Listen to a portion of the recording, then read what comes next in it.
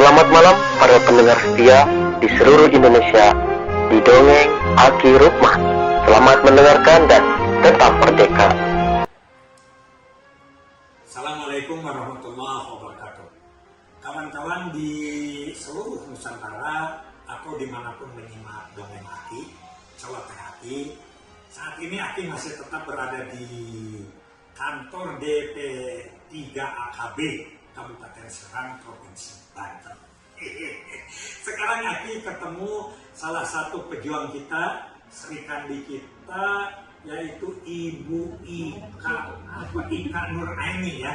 Ibu Ika Nuraini ini adalah beliau salah satu konsultan namanya apa?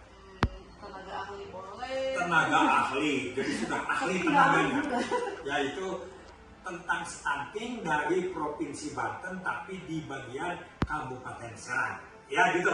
Nah, Bu Ika, selamat siang. Sekarang udah berapa lama di tenaga ahli ini? Tenaga ahli juga nggak ahli. Nggak apa-apa. Jadi sebenarnya semenjak ada Perpres 72 tahun 2021 itu BKKBN merekrut khususnya juga di BKKBN Provinsi Banten perwakilan Provinsi Banten untuk merekrut satgas ya, satgas percepatan penanganan stunting di Provinsi Banten. Tadinya Aki juga mau melamar ke sini, tapi takut gajinya kecil. Karena apa? Karena Aki pernah tahu kan, pernah kepala BKKBN Pandeglang, kepala BKKBN Tangerang, jadi tahu di sini ya. Tapi biar aja BKKBN yang bilang. Sekarang di mana perkembangan stunting di Kabupaten Serang khususnya atau di Provinsi Banten? Iya, untuk angka stuntingnya sendiri ya, alhamdulillah trennya turun. Kalau berdasarkan data EPPGBM ya, dari Dinas Kesehatan kita itu turun dari 10% di tahun 2021, kemudian jadi 8,9% di tahun 2022. Kemudian kemarin baru ada kegiatan publikasi stunting turun menjadi 5,6%. Di mana itu? Di Kabupaten Serang. Asalnya Hasil dari 10%. Oh, kecil amat ya? Iya, tapi kalau berdasarkan hasil SSGI, nah ini. memang masih tinggi, kita masih urutannya ketiga tertinggi untuk di provinsi Banten. Jadi ada di angka 26,4%. Nah itu saya ingin tahu tuh. Itu dipermasalahkan di mana-mana tentang perbedaan angka SSGI dengan angka daerah. Ini apa kira-kira penyebabnya? Kalau SSGI itu kan sampel dilakukan oleh tenaga kesehatan dari Kementerian Kesehatan. Sampelnya itu dari 29 kecamatan, kita ada 326 desa. Itu diambil sampelnya hanya beberapa saja. Jadi mungkin tidak bisa menggambarkan secara keseluruhan. Kalau IPPGBM itu adalah hasil pencatatan tiap bulan dari Posyandu. Jadi kita upayakan dari sasaran itu hampir sekitar 90%-nya sasaran itu masuk ke datanya IPPGBM atau data Posyandu itu. Jadi dianggapnya kalau IPPGBM itu bisa mewakili data secara lebih lebih akurat mungkin ya. Tapi SSGI juga karena dilakukan oleh tenaga ahli dari Kementerian Kesehatan juga bisa diambil datanya. Jadi Sama ya. timpangannya itu tidak dijadikan masalah, hanya saja kita dijadikan untuk data kalau data penimbangan setiap bulan ada di IPPGBM untuk data stunting per tahun. Nah tadinya SSG itu udah setiap tahun, kalau sekarang udah setiap tahun dari 2019. Tapi itu mah kalau menurut saya agak rumit juga Bu. Karena perbedaannya terlalu jauh tadi kan. Kalau 26 menurut SSGI, sedangkan menurut kita 8%. Nah ini kan bedanya terlalu jauh. Gimana menyikapi ini? Biar aja. Kalau kita sih tidak begitu terlalu disikapi bagaimana, karena yang penting data itu benar adanya gitu. Kalau di PPGBM kita kan ada ya datanya orang-orangnya di mana, tinggalnya di mana, By name, by address. addressnya Terus? sehingga untuk kegiatan intervensi, baik intervensi spesifik maupun sensitif ini jadi lebih tahu. Kalau SSB kan kita tidak diberikan data. Kalau intervensi sensitif itu khusus untuk bagian kesehatan. Kalau sensitif itu pendukung. Oke juga Mas. Tapi malah Kan bukan soalnya Aki baca Perpres. Oke, gimana kondisi Kabupaten Serang tahun ini?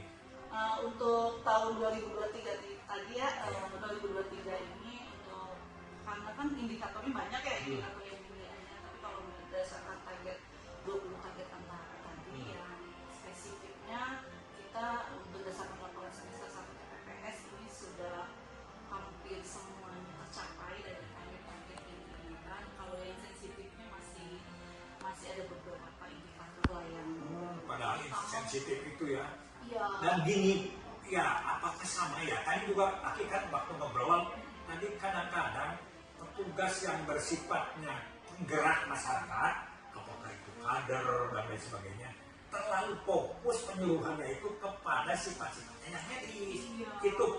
Tapi bahasa-bahasa lainnya, penggerakkan masyarakat, ya Tapi bagaimana karena yang penting data itu benar adanya gitu. Kalau di PPDB kita kan ada ya datanya orang-orangnya di mana, tinggal di mana, by name, by address. addressnya Oh, ada, terus? sehingga untuk kegiatan intervensi baik intervensi spesifik maupun sensitif ini jadi lebih tahu. Kalau SSD kan kita tidak diberikan data kalau intervensi spesifik itu khusus untuk bagian kesehatan. Kalau sensitif itu pendukung. Oke juga Mas. tapi malah Kan bukan soalnya Aki baca Perpres. Oke, gimana kondisi Kabupaten Serang tahun ini? Untuk tahun 2023 tadi ya, 2023 ini untuk karena kan indikatornya banyak ya, indikator yang dinilainya, tapi kalau berdasarkan target 20 target antara tadi yang spesifiknya kita berdasarkan laporan semester 1 TPPS ini sudah hampir semuanya tercapai dari target-target yang diinginkan. Kalau yang sensitifnya masih ada beberapa indikator lah yang Padahal sensitif itu ya. iya. Dan gini, ya apakah sama ya? Tadi juga Aki kan waktu ngobrol, tadi kadang-kadang petugas yang bersifatnya penggerak masyarakat, apakah itu kader dan lain sebagainya, terlalu fokus penyuluhannya itu kepada sifat-sifatnya yang medis. Itu. Tapi bahasa-bahasa lainnya, penggerakkan masyarakat, biar ada kurang kelihatannya, sehingga inovasi tidak muncul. Nah, gimana usaha nanti ke depan? Iya, kita ada kegiatan-kegiatan sebetulnya program-program bangga bencana sendiri ataupun dari sifatnya turunan dari Bapak Presiden ataupun program badan ini sebenarnya sudah sangat bagus sekali. Ada kegiatan-kegiatan untuk stunting, ada kegiatan-kegiatan yang lokal karya per bulan. Nah itu tuh semoga ya tahun depan tuh ingin diinovasikan untuk jadi kegiatan-kegiatan yang sifatnya koordinasi ataupun Konvergensi, begitu.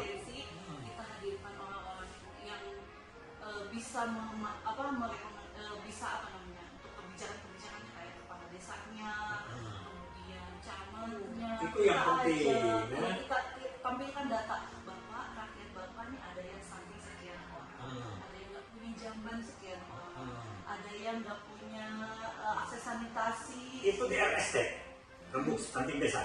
Itu di kecamatan. Lapor. Ya, stunting kecamatan. Berapa bulan sekali? Setiap bulan. Setiap bulan. Selama setahun 10 kali lagi. Biayanya dari bapak, dari mana? Untuk biaya rembuk stunting kecamatan itu yang di lokal karya itu dari anggarannya BLKD. Ya, tadi bagus itu. Ya. Iya. Jadi mohon nanti ada perbedaan Pak, supaya wawasannya itu luas. Karena Aki kan ngomong nih bahwa kegagalan kita stunting sejak mulai dibentuknya Kokbang, kelompok penimbangan, itu ada 4. Yang pertama, tidak terbina dan terpantaunya sasaran. Tadi kan disebut ada sasarannya 37, yang hadir 15, yang kena aja. Nah itu sekarang ada disebut sweeping, legend ya. Ya Allah, bukan sweeping lah, kunjungan-kunjungannya, sama aja rasanya. Yang kedua adalah tentang kalau ada masalahnya harus tuntas. Nah mudah-mudahan ini dengan adanya TPK, ya dia terus membina, jadi ketemu tapi tidak hanya sampai diberi telur sudah tidak, tapi sampai dia pemulihan. Oke. Yang ketiga pemberdayaan masyarakat ditolong sekali lagi, ya semua. Yang membawa lucu, dapat kerja sama, dapat saplon. Jadi kampung aja tuh ada petelur juga. Yang stuntingnya 3 biji gitu. Yang keempat adalah SKDN. Kalau gitu SKDN mah harus rata hasilnya. S sama dengan K sama dengan D sama dengan S. Oke. Sekarang kegiatan apa yang paling menonjol di sini? Untuk Kabupaten Serang sendiri ya, kegiatan Kabupaten Serang ini menjadi praktek baik untuk kegiatan apa namanya kampung keluarga berkualitas. KB ya. Kampung keluarga berkualitas kemarin di Sampok itu yang menjadi praktek baik untuk kegiatan Polisweek dari Universitas Sriwijaya, kemudian menjadi juara 3 juga untuk KB ini. Jadi dari kampung KB Mongkok Desa Mongkok itu kita hadirkan para pemangku ininya para misalnya, kemudian ada juga PLKB-nya, PSKB-nya. Jadi mereka memberikan gambaran bagaimana kampung keluarga berkualitas yang ada di Desa Mongkok itu dipaparkan di suatu forum sehingga teman-teman itu bisa mencontoh. Nanti dulu, jangan-jangan contohnya salah. Untuk kegiatan-kegiatan kayak dapur sehat atas stunting ya, dasarnya.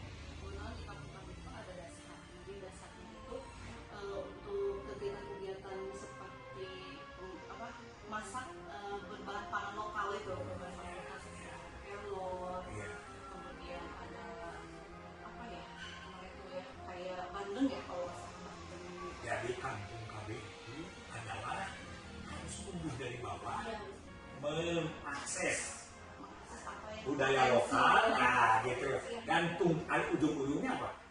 Masing-masing keluarga berkualitas. Jadi tujuan akhirnya kan begini, berapa jumlah keluarga yang tadinya tidak berkualitas menjadi keluarga berkualitas.